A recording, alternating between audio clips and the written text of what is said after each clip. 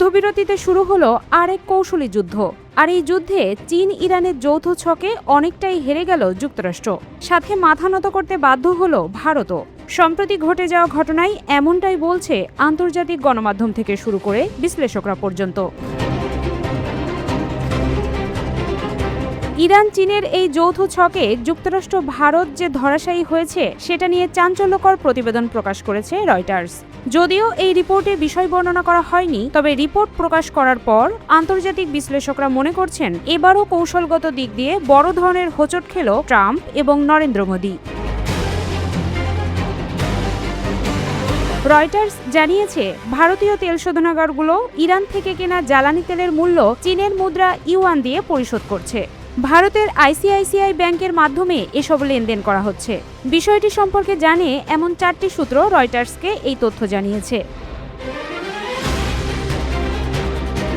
অন্যদিকে ইরান ও রাশিয়ার জ্বালানি তেল সমুদ্রে কেনাবেচার ক্ষেত্রে 30 দিনের জন্য নিষেধাজ্ঞা শিথিল করেছে যুক্তরাষ্ট্রও। ইরান যুদ্ধের জেরে বেড়ে যাওয়া তেলের দাম নিয়ন্ত্রণে আনতেই গত মাসে এই ঘোষণা দেয় ওয়াশিংটন। এ পরিস্থিতিতে চীনা মুদ্রা দিয়ে ইরান থেকে ভারতের তেল কেনার খবর এলো, যা চীনের অনেক বড় বিজয় বলে মন্তব্য করা হচ্ছে।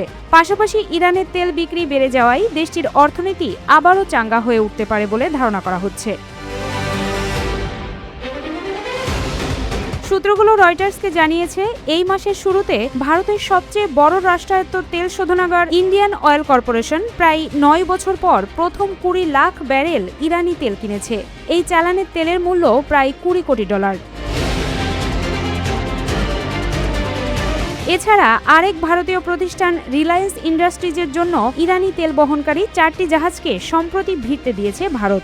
এসব জাহাজের মধ্যে এমটি ফেলিসিটি নামের একটি জাহাজ ইতিমধ্যে তেল খালাসও করেছে। ইন্ডিয়ান অয়েল কর্পোরেশন ও রিলায়েন্স দুই প্রতিষ্ঠানই আইসিআইসিআই ব্যাংকের মাধ্যমে ইউয়ানে ইরানের তেলের মূল্য পরিশোধ করে।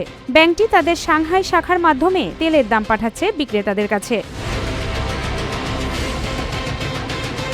বিষয়টি নিয়ে জানতে ICICI Bank, Indian Oil Corporation, Reliance Industries ও ভারতের পররাষ্ট্র মন্ত্রণালয়ে যোগাযোগ করেও সাড়া পায়নি রয়টার্স।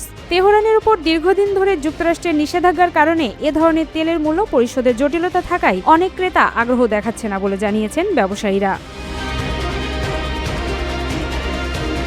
চীনের মুদ্রায় তেল বেচাবিক্রি শুরু হওয়ায় সবচেয়ে বেশি লাভবান হচ্ছে বেইজিং।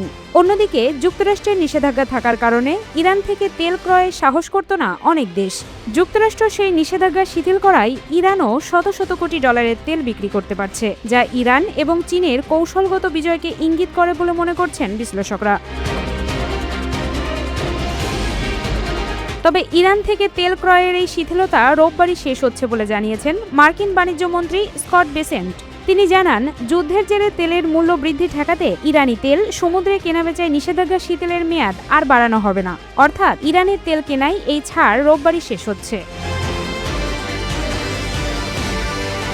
এদিকে হরমুজ প্রণালী নিয়ে সৃষ্ট জটিলতার জট এখনও খোলেনি।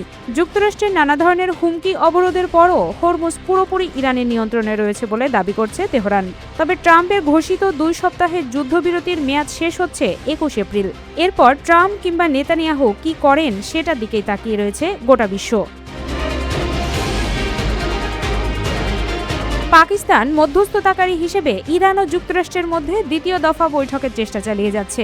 এই বৈঠকের ফলাফল কি হতে পারে সেটা নিয়েও কৌতূহল বাড়ছে। তবে 21 এপ্রিলের আগে সেই বৈঠক হবে কিনা সেটা নিশ্চিত নয়। সেক্ষেত্রে যুদ্ধবিরতির মেয়াদ বাড়বে কিনা তারও কোনো ইঙ্গিত দেয়নি মার্কিন প্রশাসন।